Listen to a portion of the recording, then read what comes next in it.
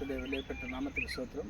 ஏற்காடு மலையிலிருந்து கர்த்தருடைய வார்த்தையை நான் பேசுகிறேன். கர்த்தர் நல்லவர், அவர் கிருபை என்றும் உள்ளது.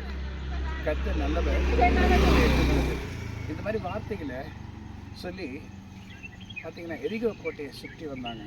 எதுக்காகனா எரிகோ கோட்டைக்குள்ளே அவர்களுடைய ஆசீர்வாதம், யாருடைய ஆசீர்வாதம்? இஸ்ரவேலுடைய ஆசீர்வாதம் எரிகோ கோட்டைக்குள்ளே இருக்குது. அப்போ பெரிய மதலா நிற்கிது எரிகோ கோட்டை. நம்முடைய வாழ்க்கையில் கூட நிறைய தடைகள் பெரிய மதலை போல இருக்கு.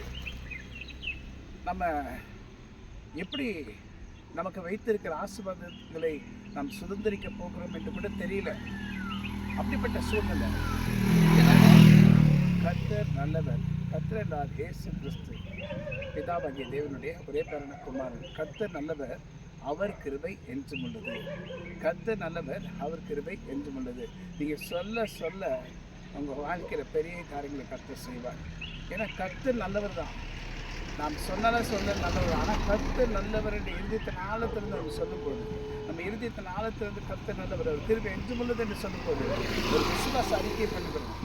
அப்போ கர்த்தர் நமக்கு நல்லவராக இருந்து நமக்கு வேண்டிய அனைத்து காரியங்களையும் கர்த்தர் நிச்சயமாய் செய்து முடிப்பார். ஹல்லேலூயா. ஒருபோதும் நாம் வெட்கப்பட்டு போவதில்லை. கர்த்தருடைய பிள்ளைகளாக இருக்கிற நாம் ஒரு நாளும் வெட்கப்பட்டு போகாதபடி கர்த்தர் நம்மை பலப்படுத்துவாராக. ஏற்காடு மலையிலிருந்து உங்கள் கர்த்தருடைய வார்த்தையை சொல்லுகிறேன். நீங்கள் சொல்லி பாருங்கள், உங்கள் வாழ்க்கையில் ரொம்ப சீக்கிரமாக ஒரு பெரிய நன்மை உண்டாகும்.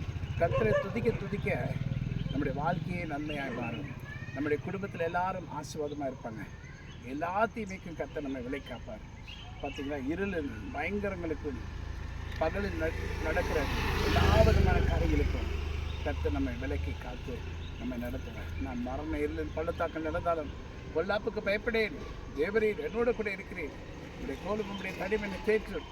பாருங்கள், கர்த்தர் நல்லவர், அவர் கிருபை என்று. God bless you. ஆமென்.